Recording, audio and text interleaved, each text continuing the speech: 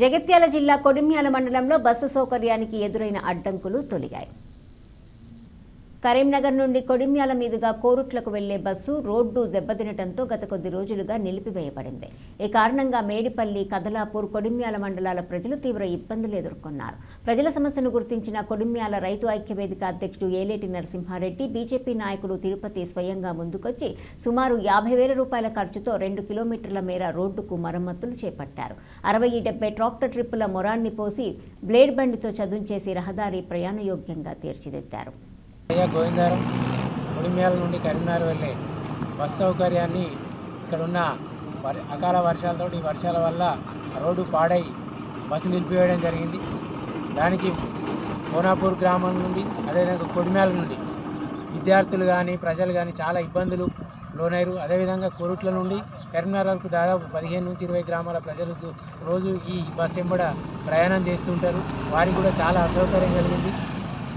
ఈ విషయాన్ని విద్యార్థులు కొంతమంది ప్రజలు మా దృష్టికి తీసుకురావడంతో మేము 2 రోజుల క్రితం కోరుట్ల డిపో మేనేజర్ గారిని కలిసి, సార్ బస్సులు ఎట్లయినా పునరుద్ధరించండి, ఏ విధంగానైనా నడపండి అని చెప్తే తను మీ రోడ్ వెంబడి కొన్ని ఇబ్బందులు ఉన్నాయి, వాటిని కొంచెం చాలామందిని కలవడం జరిగింది, కానీ ఎవరు కూడా పట్టించుకోలేదు.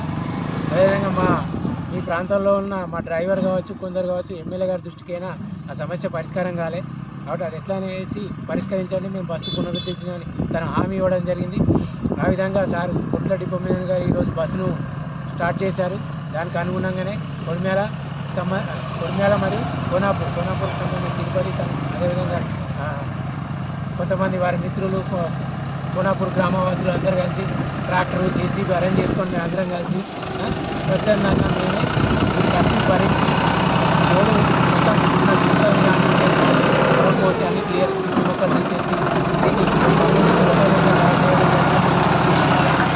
రేపటి నుండి యథావిధిగా బస్సు నడుస్తుంది. ఈ విధంగా అందరూ సహకరించిన ప్రతి ఒక్కరికి పేరుపైన ధన్యవాదాలు. అదేవిధంగా